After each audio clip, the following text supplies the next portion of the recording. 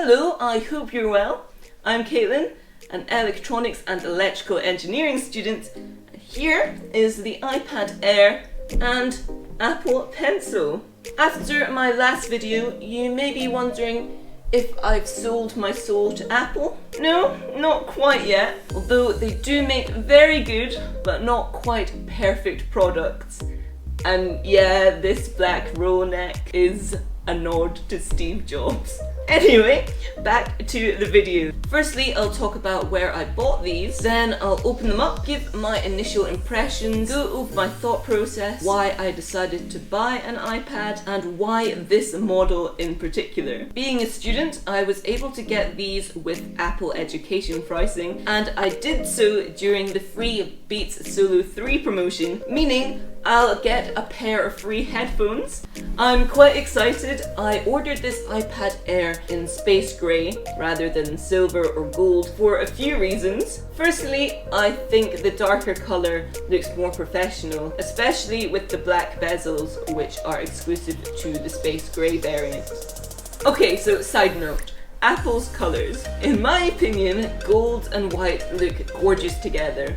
However, I do not feel that Apple's gold is gold. My phone is gold, but to me it looks more of a muted champagne colour, and I much prefer a vivid gold. Please add more vibrancy to the colours. Back to the iPad though, with the new Mac OS Catalina, which sounds a bit like a Spanish version of my name, Caitlin. Catalina.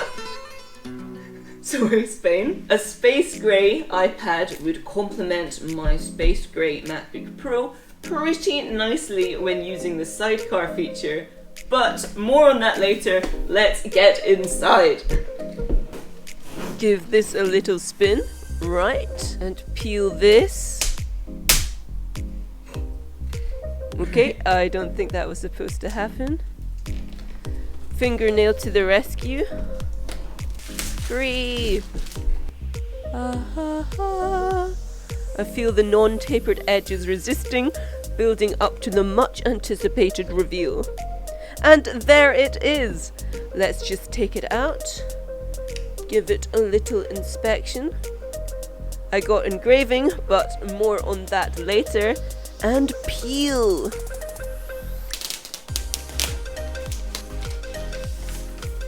Lovely to feel the anodized aluminium texture on my palm.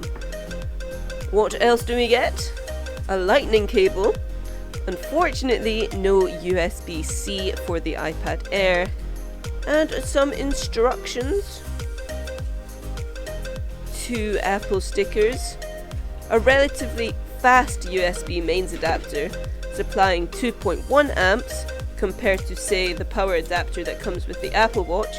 Feel free to check my video out on that, by the way, which supplies 1 amp. Everything is all wrapped up, and peeling the matte protection off reveals contrastingly glossy plastic. Back to the device. We've got 3 contacts on the side, which allow a smart keyboard to be connected, with its power being supplied via the iPad. Anyway, this isn't a video about the keyboard, sold separately, but rather the iPad Air and Apple Pencil, also sold separately, so let's get onto it. No pull tab this time, maybe for the best. Let's pierce the plastic film, and we're in. Bare box. Let's slide the contents out. Designed by Apple in California. In here we have a spare tip and a female to female lightning adapter. More on that in a bit. There's also some paper, but enough with that. I want my paws on the pencil. This time, the product is wrapped in a gloss film. Where's the consistency, Apple? It was matte before. Regardless, let's peel it off. Oh snap! And there we go. If we pull the rubber off, we are greeted with a male lightning connector for pairing and charging. Back to me. Unboxed, here is the iPad Air and here is the Apple Pencil. So many people have commented on this subjectively flawed design before, but wow, the way it charges, plug it in here, it just looks like an accident waiting to happen. The pencil's pretty long, it can generate some impressive torque, and I don't want the connector to snap off. Thankfully though, it comes with an adapter allowing a lightning cable to charge it. But there's no handy place to keep the cap, though I'd be concerned about losing that. The second generation of Apple Pencil does away with this entirely, so I'm glad to see they've improved their design. For the first time ever, I made use of Apple's free engraving service. There goes a fair chunk of any resale value. Like in the end titles of my YouTube videos, on the top line I've got my name in block capitals, and underneath that it reads amuse, enthuse, create and educate, which is my personal mantra. I hope to amuse, enthuse, create and educate. If you've ever wondered what it says at the end and have struggled to read my handwriting, that's what those scribbles say: amuse, enthuse, create and educate. Although unfortunately the free engraving had a character limit, which meant I couldn't fit the exclamation mark in, but it's implied.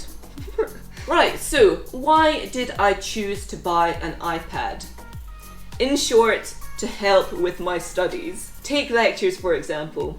I prefer to have my notes in digital form, but being an engineering student, I have to write down a lot of equations and draw circuits, which aren't the easiest things to input with a laptop. So instead I would write my notes down in jotters, but it's really not ideal. I generally don't like paper. It's very easy to lose, it can get all crumpled up, and it can be a faff to organise and find things. Thankfully, the iPad, together with an Apple Pencil, can solve all these problems. Now with them, I'll be able to import lecture slides into an app like OneNote or Notability, allowing me to annotate them, quickly look up definitions of things I'm unsure about, and highlight key points all in real time as the lecture goes on. Outside of the lecture theatre, with the release of Mac OS Catalina, the iPad and Mac combination is extremely powerful. I'll be able to use my iPad as a second display for my MacBook Pro completely wirelessly, helping speed up my workflow. And for content creation, I could even use the iPad together with the Apple Pencil as a graphics tablet with a built-in monitor. For example, I could have an app open like Photoshop on my Mac and use the pencil's capabilities to manipulate photos or design graphics directly. A device dedicated to that alone can cost anywhere upwards of £200, yet the iPad can do so much more. There are 4 members of the present day iPad family: the iPad mini, which is of course the baby, the iPad, also known as the budget iPad, the iPad Air, this one, and the iPad Pro, which is available in 2 sizes, big and not quite so big. Why did I settle on the iPad Air? Let's start at the extremes. Why not the iPad mini? Although cute, the iPad mini screen is just a bit too small to use as productively as the others in my opinion. So for that reason, I decided not to consider it any further. Alright, so why not the iPad Pro? It's got a bigger screen.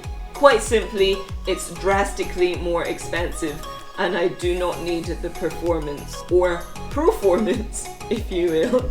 I'm very grateful to have an incredible laptop with an intuitive user interface and internals that can handle heavy processing. So whenever I do pro tasks, my trusty MacBook Pro takes care of them for me. That being said, I am envious of the iPad Pro's USB-C port, but for now I'll just have to accept the multi-cable lifestyle.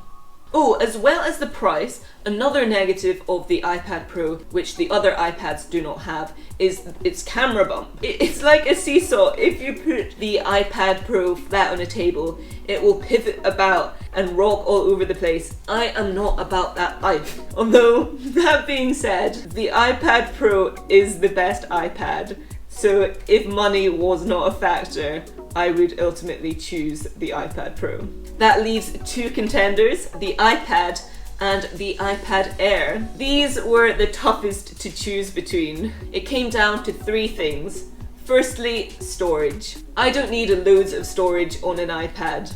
My MacBook Pro is going to remain my main workhorse, but I don't want to be limited by lack of storage. The cheapest iPad comes with 32 gigabytes of storage, which I feel may be a bit restrictive. However, this can be upgraded to 128 gigabytes, which would still come at a lower price than the baseline iPad Air. For me, I think 128 gigabytes may be a bit overkill. If I properly back up files, hopefully I wouldn't encroach anywhere near 128 gigabytes, whereas 64 gigabytes, which the base model iPad Air comes with, may be a bit more realistic. Now it's just a balance of performance and features. If I were to compromise a bit of storage and spend about 5% more money, I could have a bigger display, better internals, and a lighter, more portable iPad. All things considered, that is why I decided to opt for the 64GB iPad Air. Specifically, the space grey 64GB iPad Air with Wi-Fi.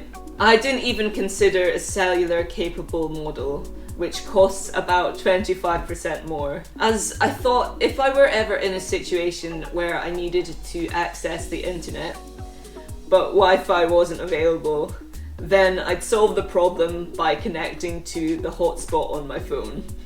Now I think I may need your help. At the moment, I do not have a case for this iPad. I'm one of those people who may be considered crazy for not carrying their phone in a case, but I like its sleek design, and every scratch, not that there are that many, tells a different story. However, for the iPad, I think it may be best to get a case, mainly so I can prop it up at a more ergonomic angle for writing and drawing, and ideally a more vertical angle as well, so I can use it as a second display for my MacBook. I would really appreciate your case suggestions, bearing in mind that I do have the engraving on the back, which I would not be opposed to showing off. Also, I'm tempted to get a screen protector that would allow for a more familiar writing experience. I think I'd prefer writing on a surface that feels a bit more like paper than a low friction glossy glass, which is currently the case. So if you could recommend any screen protectors that would accommodate that, please let me know in a comment below. Thank you for watching. If you enjoyed this video, please leave it a like. Subscribe if you haven't done so already, and Fotheringham the notification bell so you won't miss my next upload. If you're interested in my life as a student, I vlogged the first semester of third year, so feel free to check out that playlist at the end of this video. I quite enjoy making tech videos, so expect to see more in the future, along with travel videos and tutorials. I have Instagram as well, so feel free to find me on there at caitlinfotheringham. I quite often post stories, what I'm up to, DIY projects, and that kind of thing. Until I see you again, I hope you have a wonderful time. Ciao for now.